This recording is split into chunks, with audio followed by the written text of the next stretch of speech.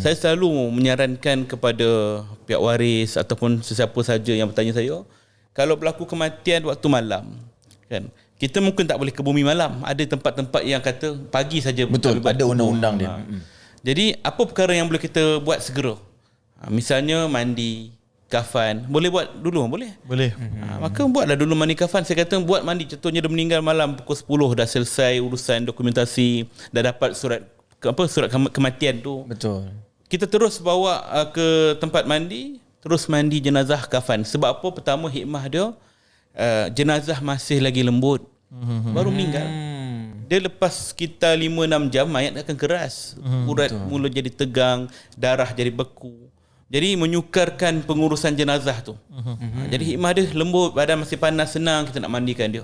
Anda nak dapatkan desain kaligrafi yang murah dan cantik, anda boleh dapatkan di Neva Design ataupun datang ke galeri kami di Senawang. Yang kedua, hikmah dia bila kita dah siap mandi, dah siap kapan, maka mayat tu dalam keadaan wangi, bersih.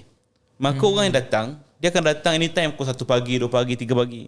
Dia akan melihat jenazah tu dalam keadaan yang bersih, suci, wangi. Allah, betul. Maka kata-kata yang baik akan keluar daripada mulut orang yang datang. Wanginya roh ni, nampak macam tidur je.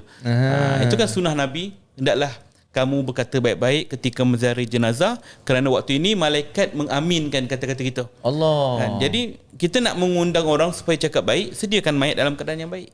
Itu hikmah dia lah. Dan yang ketiga, sementara nak menunggu esok pagi tu nak ke bumi, maka orang dah siap mandi kapan jenazah, maka tak terhalang untuk orang solat jenazah. Berapa ramai yang boleh hadir terus solat jenazah. Kita punya masyarakat ni biasanya dia fikir solat jenazah tu sekali je. Waktu pagi sebelum ke bumi, tu je. Sedangkan solat jenazah ni selagi mana sebelum ke bumi, maknanya dah siap mandi, siap kapan dah boleh solat jenazah. Malam tu pukul 2 pagi ada orang datang. Betul, solat jenazah. Ya, tak semua orang boleh datang besok. Betul. 3 pagi orang datang. So, kalaulah yang solat tu lingkungannya lebih daripada 40 orang, kata masuk dalam hadis yang Nabi kata, barang siapa yang jenazahnya disolatkan 40 orang yang tidak melakukan sebarang syirik pun, maka wajib baginya syafaat di akhirat nanti. Allahu Akbar. Dia tak semestinya 40 orang tu satu waktu serentak. Faham. Boleh jadi daripada malam tadi sikit kumpul dah lebih dah. Itu lagi banyak hikmah dia lah.